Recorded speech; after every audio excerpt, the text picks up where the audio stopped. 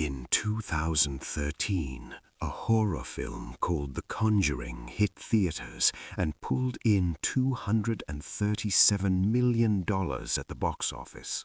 It launched one of the most successful horror franchises in cinema history.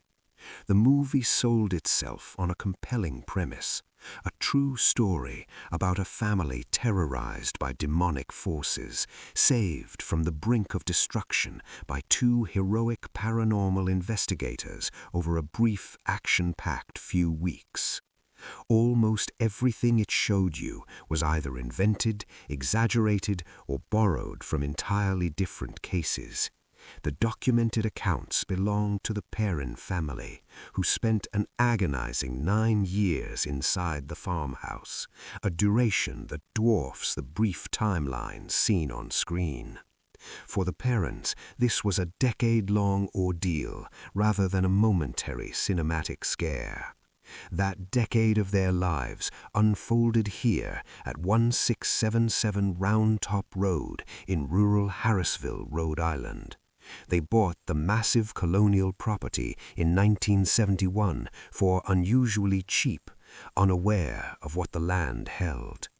Living under severe psychological stress for nearly a decade removes any cinematic thrill from the equation. 9 years in a hostile environment means building a daily routine around fear with no clear path to escape. To make the movie work, the studio needed a definitive villain. They chose Bathsheba Sherman, portraying her as a devil-worshipping witch who sacrificed a child and cursed the land. Bathsheba Sherman was an actual person who owned the farm in the 19th century. She died in 1885 and is buried in a cemetery a short distance from the house. By all verifiable accounts, she lived in ordinary life for a farmer of her era. This ledger shows typical 19th century census data, pointing to the reality of her life. While local legends circulated in Harrisville accusing her of harming a child, no court record exists confirming a conviction or any practice of witchcraft. The historical record reveals a woman subjected to small-town suspicion, nothing more. The franchise required a clear evil antagonist to anchor its jump scares. It achieved that by taking a woman who has been dead for 140 years, discarding her actual history, and cementing her reputation in the public imagination as a monster. Beyond the cinematic inventions, the true documented center of this haunting is the mother, Carolyn Perrin. She became the primary target for the hostility within the house. Throughout the 1970s, Carolyn's daughters watched her physically and psychologically deteriorate. She was pushed, pinned down, and touched by unseen elements. She developed a pronounced limp that her doctors could not find a medical explanation for, and experienced severe physical intrusions into her sleep. What made her situation so deeply isolating was the contrast with her own family.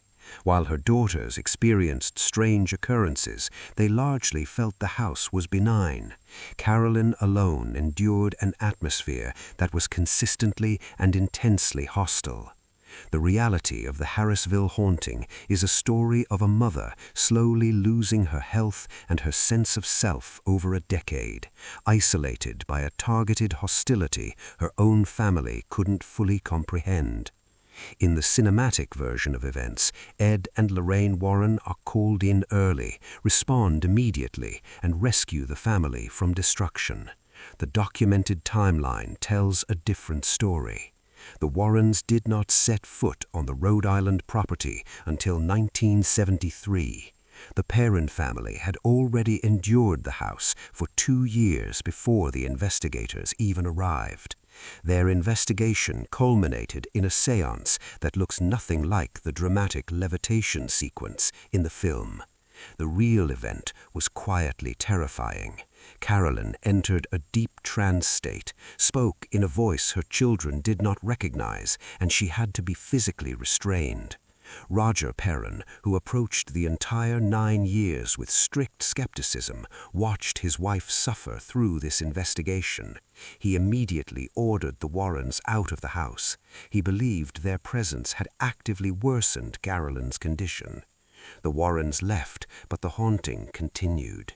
Their methods in Harrisville and across dozens of other high-profile cases remain fiercely debated by critics, who point out the ethical dangers of turning a vulnerable family's crisis into a public spectacle. The climax of the film hinges on a dramatic, violent exorcism that cleanses the house. In reality, the church never sanctioned an exorcism, and the Warrens did not banish anything from the property. This timeline illustrates the fabrication. The screened events represent a tiny fraction of the calendar.